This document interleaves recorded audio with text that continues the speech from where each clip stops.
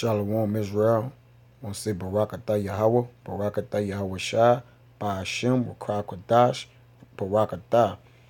I want to give I want to give double honors to the elders and apostles of Great Millstone, and peace, greetings, and salutation to the icons that's pushing this work around the globe and truth.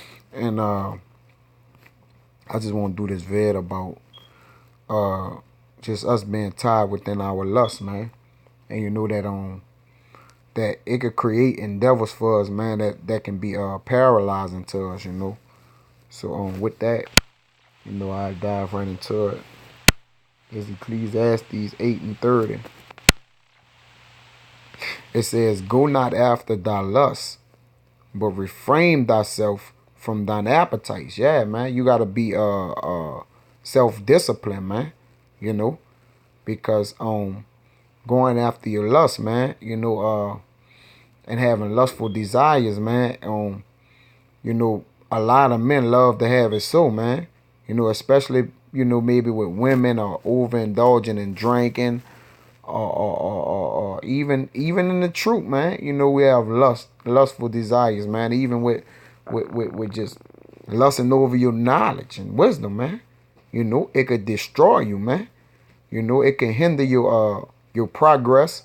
It'll make you self-centered and self-willed. It'll make you look down on brothers, man. Because you're indulging in your lust, man. You lusting after that which you have, man. So you have to be careful and be temperate, and that which you possess, man. Because remember, no matter how hard you go, after this truth, you got to remember that it's for the Lord, man. All right? That's a rock. It's a rock. 3rd and 21. It says, "Give not over thy mind to heaven, and afflict not thyself in thy own counsels." Okay, yeah, man, because being drawn away from your own lust, man, it'll entice you to pump that thought that you having in your head, man. It'll cause you to act it out. It'll transfer from your mind, from your heart, all the way to your actions, man. And then once something is done, or performed, from you, man, it's hard undoing it, man. So you got to make sure you cross your T's and dot your I's, man. It says, "Give not over thy mind to heaviness," because lust will do that, man. Lust will have you drawn away behind that which is unprofitable. "And afflict not thyself in thy own counsel." Yeah, man. Don't run circles around your own mind, man, because lust is a demon, man. And it's a strong demon, that's upon men, man, that the Father have created for men, man. And let's go into it a little bit. This James, I'll get full and start at 1. It says, "From whence coming wars and fightings among you? Come they not hence, even of your lust that war in your members?" Yeah, man. Your lust is a powerful tool, to your that cell that's within your brain, man, that weigh heavy on you, man. Lust is just being like, overly greedy behind that which you seeking after, man. It's like, having no control over it, man. Just tweak, as we say, just tweaking for it, man. Meaning you have to have it, man. But men of the law got to be temperate, and they got to understand what they have to have. They got to be disciplined, knowing that what they have to have, far as what they eating, far as what they doing, far as what they interacting in, they have to be circumspect to these things. It says, "Even of your lust that warn your members," because lust will cause you lust will cause you to get crisscrossed with other things that's dwelling inside of you, man. It says, ye lust and have not. All right. Yeah, men of the Lord, it's to be desirable, man. Overly desirable, man. When you lust and you have not, man, because the men of the Lord, we the have nots. We don't really have shit, man. We got enough. But it's times where the men of the Lord may get caught up in their lust, man. But they gotta be able to fight that thought, and put it in critical condition, man, to where it's controllable, man. It says, ye kill and desire to have and cannot obtain. Ye fight and war, yet ye have not, because ye ask not. All right. So when you're asking, for something, man, let it not be for that which you lusting after, but for that which is needful to you, man. All right. But we'll ask for the things we want. See, most of the time, lust is synonymous with want, what we want. All right. So what and the things that we need is way more vital that we ask for versus our lust, man. Because your lust in a man lust, he's destroyed, man. All right. Samson went after the Delilah and his lust, man, and it destroyed him, man. David went after Bathsheba and his lust, and it destroyed him, man. All right. So Solomon went after strange women, man, and his lust, and it destroyed them, man. So we gotta know how powerful lust is, man. As a matter of fact, I'm gonna get that before it's all said and done. That's for sure. Matter of fact, let me get it. Let me get that word lust. Salaki Agams. It's changed.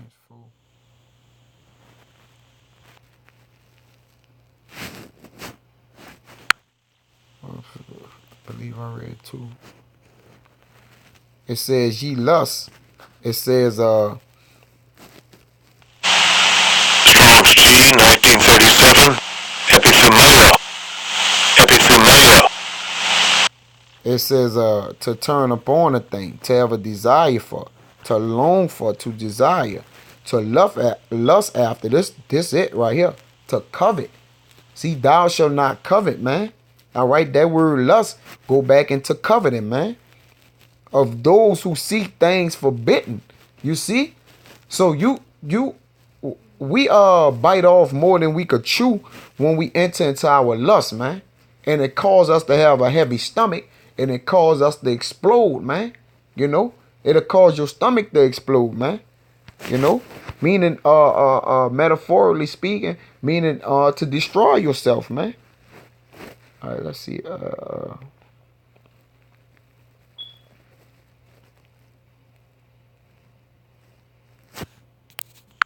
right, that was good. It says, ye ask and receive not, because ye ask amiss, that ye may consume it upon your lust. Yeah, man, you asking for it vainly. All right. We men of the Lord can't be asking the Lord for a fucking 2018 Mercedes Benz, man. We gotta be asking for this spiritual food and this spiritual water to vitalize us to continue on a path moving forward, man. We gotta be careful what we ask for. Yeah, we have not because we ask not. It's because we ain't asked for that shit. And the Lord may bless us with it. Who knows? I mean, some men can pray to the Lord and the fool to fall their favor on, and he'll give them whatever he asks of them, man. But the men know what they need. They ask for like the scripture said, Yahweh shall say, for ye know what your father know what you need already. So if you don't have it, it's because the Father haven't given it to you, man. But the men of the Lord ask for that which he need, that which is essential, and that's essential to them striving forward and building this house of David, man. To continue in a gospel, to furtherance themselves in the gospel. But I'm gonna jump to 5. It says, do ye think that the scripture said in vain, the spirit that dwelleth in us lusted to envy? Yeah, man. So we gotta be careful, what we are envying behind, man. Cause that lust will drag us to debt, man. We gotta be real careful in what we engaging and indulging in, man. This James 1 and 13. It says, let no man say when he is tempted, I am tempted of Yahweh, of our power. For our power cannot be tempted with evil, neither tempted he any man. But every man is tempted when he is drawn away of his own lust and enticed. See, your lust is enticing, man. Just like you lust upon a woman, when you look upon her countenance of her beauty, man, it'll cause you to commit adultery, man. You got to draw that line in the sand like, man, well, look, this what it is, man. You can't be driven away behind your lust, man. It'll consume you. It says, then when lust had conceived, so when it has been brought forth, it bring forth sin. And sin, when it is finished, bring it forth death, man. So these are the trials of lust, man. All right. This is the alphabetical order of it, man. Lust, then sin, then death, man. You gotta be extra cautious, man, when dealing with your lust, man. Sometimes, we may dibble and dabble in the hand now, man, but you better damn sure make sure it's righteous, man. What you lusting in, it better be righteous. You gotta lust after covet after wisdom, and righteousness, man, uprightness. You gotta know what to lust after, man. All right, you gotta make sure you create a great division between the worldly lust and heavenly lust, man. All right, know what you doing. It's Galatians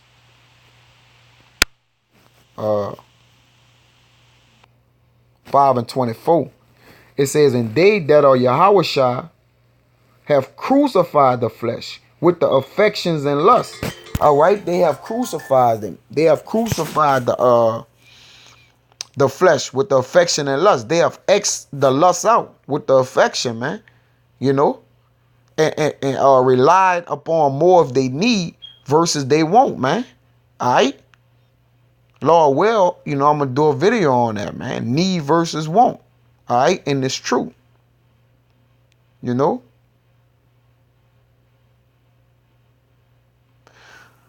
says, if we live in the spirit, let us also walk in the spirit. Yeah, man. Not the spirit of lust, but the spirit of righteousness, man. Let us not be desirous of vainglory, because that's all lust bring, vainglory. All right, you won't get the nice car, nice clothes, cars, hoes, jewelry, whatever. Then what, man? You're going to be looked at. You're going to be lifted up in this world, and it's going to take you from the truth, man. It's going to whirlwind you from the truth, man. You see? Let us, it says, provoking one another, envying one another, man. Yeah, man. But let us lust in wisdom and knowledge and understanding and be prudent therein, man. This 1 John 2 and 16. It says, for all that is in the world, the lust of the flesh and the lust of the eyes and the pride of life is not of the Father, but is of the world. So when you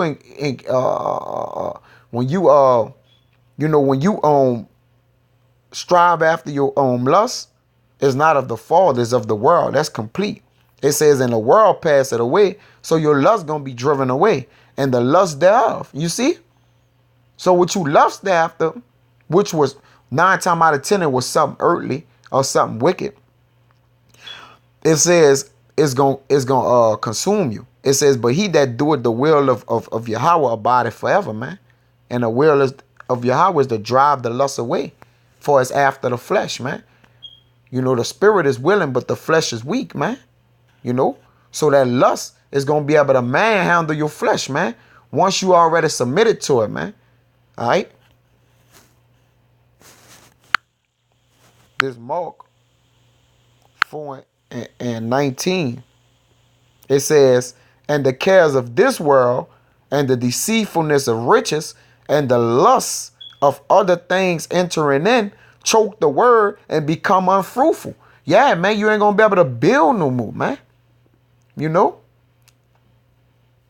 It's gonna hinder you, man, from doing that which is seemly to God, man. All right. Lust ain't nothing to play with. You gotta know what lust will do. Lust will destroy an empire, man. Many of our great kings have fallen behind lustful desires, man.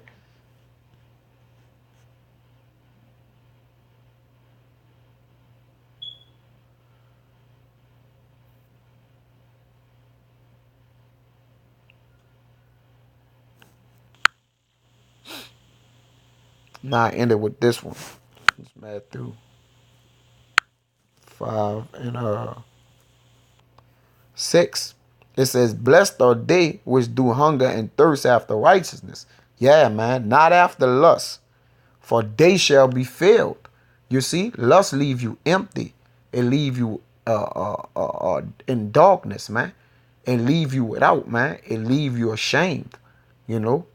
So with that, man, seek not after vainglory, man. For that which turneth the hearts of men to wickedness, man, and not unto righteousness, man. And that's lust, man. Okay? But have your goings be to the Lord, man, which is of light and of righteousness, man.